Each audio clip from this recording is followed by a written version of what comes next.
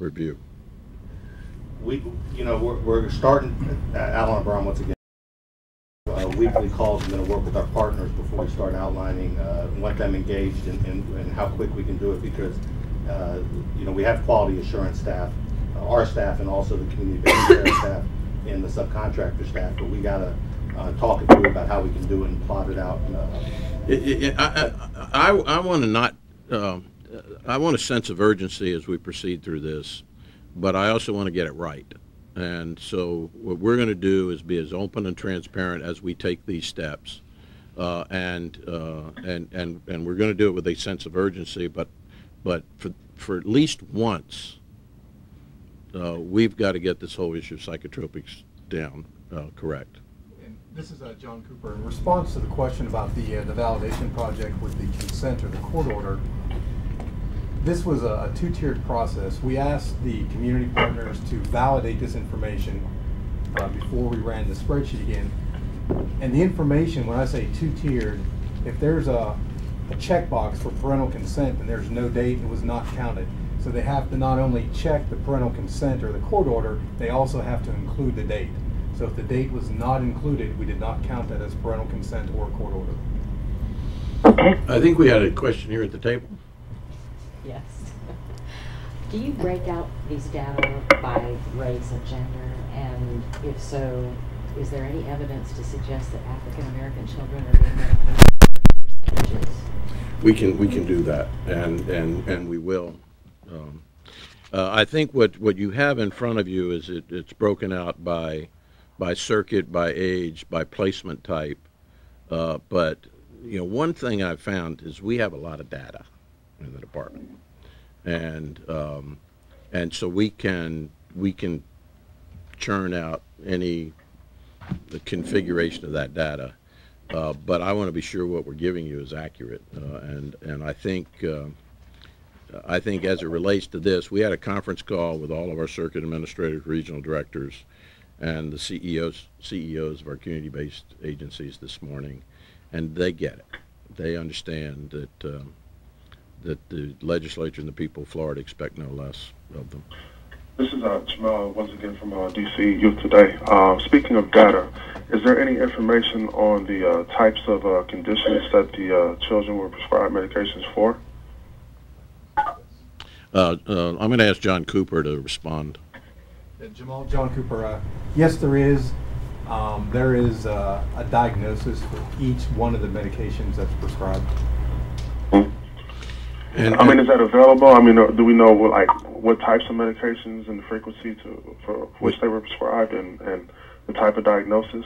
I mean, is that something that's available now, or will that be later? It is available now. The diagnosis, the dosage, and the quantity, and the prescription begin date are all available. And let me suggest, because I think there are going to be specific questions that members of the media will have and members of the public will have as it relates to specific circuits or specific issues like this. I would urge any of you that we're available later today. Well, actually, we're available as long as I'm secretary. But you can reach John Cooper, and your phone number is, John?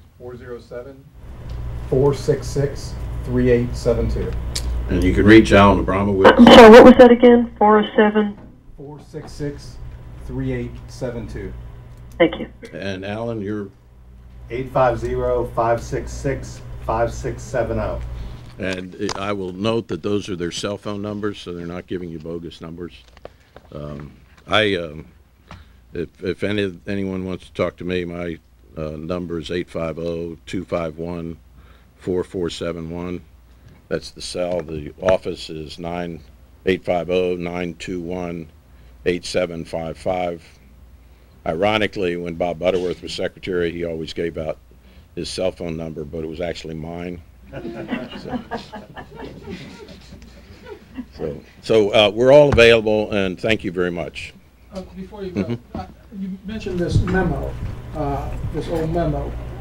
Was that a factor in these cases not getting? I do not believe so. To be honest with you, I don't know how many people actually knew about that. I'm frustrated it existed, that it went out, and but I clearly have rescinded it to anyone who is misunderstanding. But I do not believe that, and if there is any uncertainty, they're not uncertain today. Secretary, last question. Okay. I'm just wondering, you know, with all the attention that was drawn to this issue back in '05 and '06, I mean, wasn't anyone from your agency looking into, you know, how come it, Good question. with all due respect, how come it took this for you guys to have to develop a QA tool for these kind of drugs? And, I mean, what happened? In my opinion, there's absolutely no rational basis, no argument that can be made. You know, I can say that didn't happen on my watch, but that's not acceptable either. I've been here 2 years.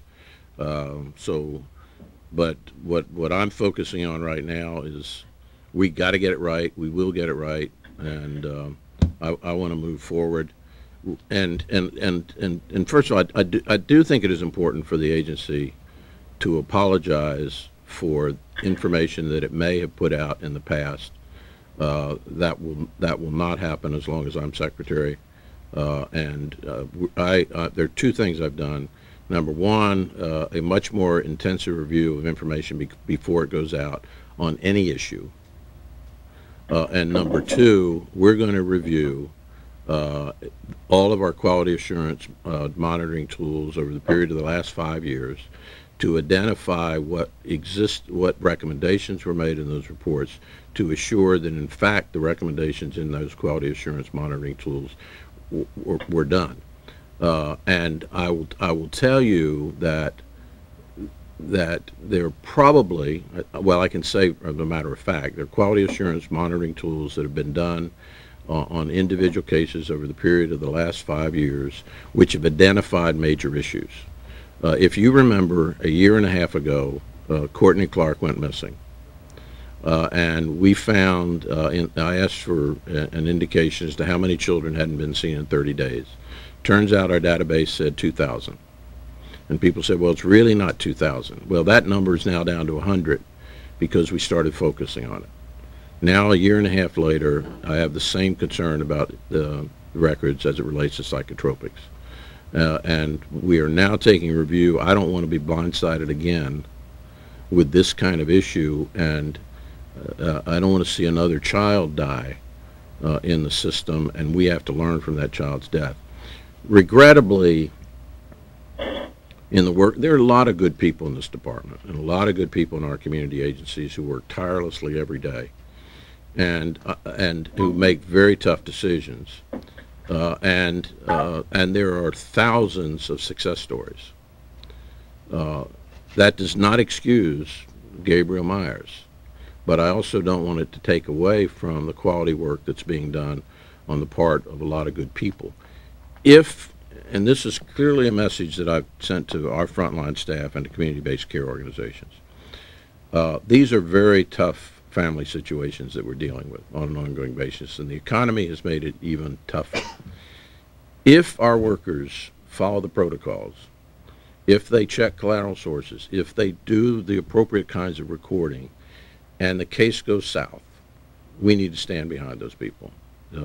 We will not terminate somebody solely because a bad thing happened, if they did their work, because bad things do happen. That's one of the difficulties in this agency.